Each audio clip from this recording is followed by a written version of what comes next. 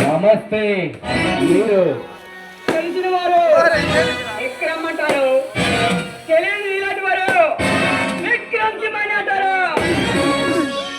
అయితే నా ఇంటికి ఎందుకు వచ్చావు? నీతో చిన్న పని ఉంది భీమలా నాయక్. పర్వాలేదు, పెద్ద పని చేద్దాం. నువ్వు కనిపెట్టిన ఆ వజ్రాల వెంకటేశ్వర స్వామి విగ్రహాన్ని నాకిస్తే నీకిస్తే నీ జీవితంలో నువ్వెప్పుడు చూడనంత ఎప్పుడు చూస్తానాయా? అంత డబ్బు తీసుకొని నేనేం చేసుకోగలరా? డబ్బుంటే నగలు కనొచ్చు, నాణాలు కనొచ్చు, కార్లు కనొచ్చు, బంగ్లాలు కనొచ్చు, ఇంకా ఇంకా ఏమైనా కొనొచ్చు.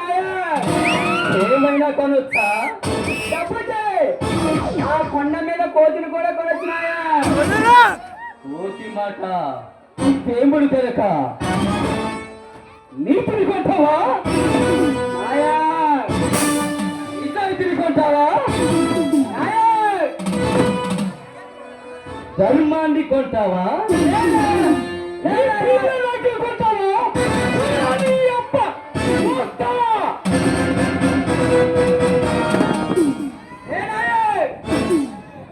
ఈ విక్రమ ముందు తల ఎగరేస్తే అలాగే కోస్తా.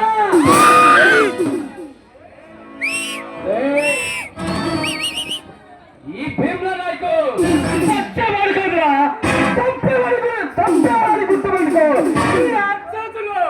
చచ్చిపోతావు, చచ్చిపోతావు. ఏ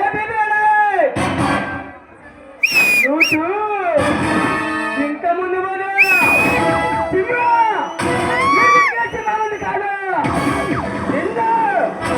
వేటాడి వేటాడి చంపేస్తా.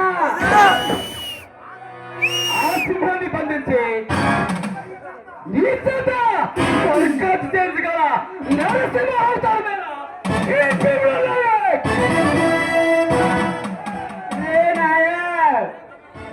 నిప్పుతో పెట్టుకుంటే బ్రతికిపోతా, నీటితో పెట్టుకుంటే బయటపడిపోతా.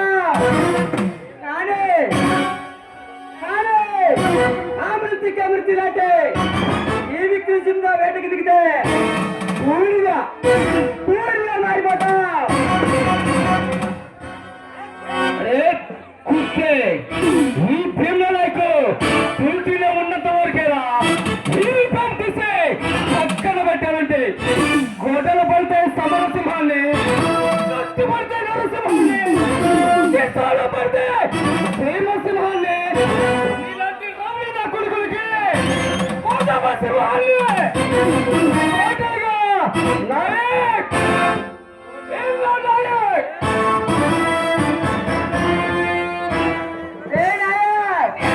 కాలం కలిసి రావాలి, దేవుడికి రావాలి అనుకొని బ్రతికే బచ్చగాని కాదమ్మా. కాలాన్ని ఎదిరించే దేవుడిని ఎదిరించే తమ్ముడు మగడినా నిలబడ్డాడేనా ఏ విక్రసింహ ఎదిరిస్తే ఏ కంటైనర్ లేకుండా పోతా. ఏ విక్రసింహ చూపులకు పవర్ ఎక్కువ, నేను పట్టుకున్న గట్టిగా పదునెక్కువ. నీ మంచి కోరి చెబుతున్నా, మర్యాదగా విగ్రహాన్ని పాకిచ్చే.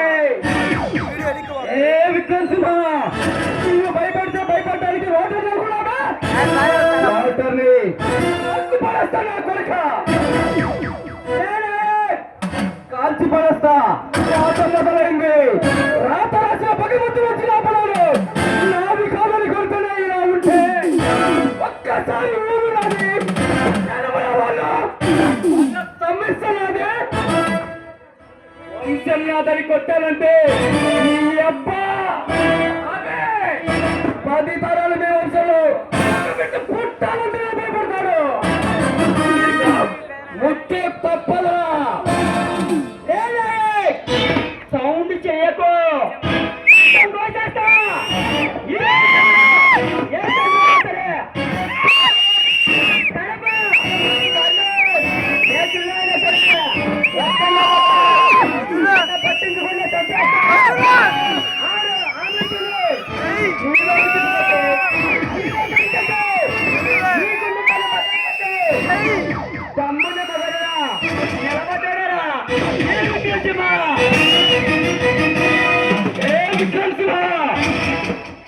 ఇంతమంటావా సూర్యుని, ఇంతమంటావా చుక్కల్ని, 4,000 కిరాయి గుండాలు ఎంతరా ఎంత నా కాని తుమ్మంత పుట్టింది పులిచెర్ల పెరిగింది అనంతపురం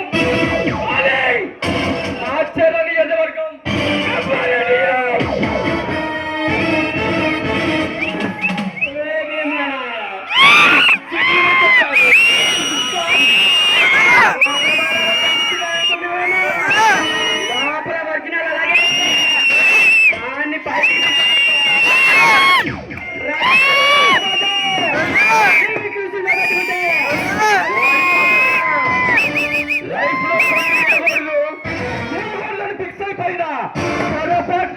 కంటికి కనిపించిన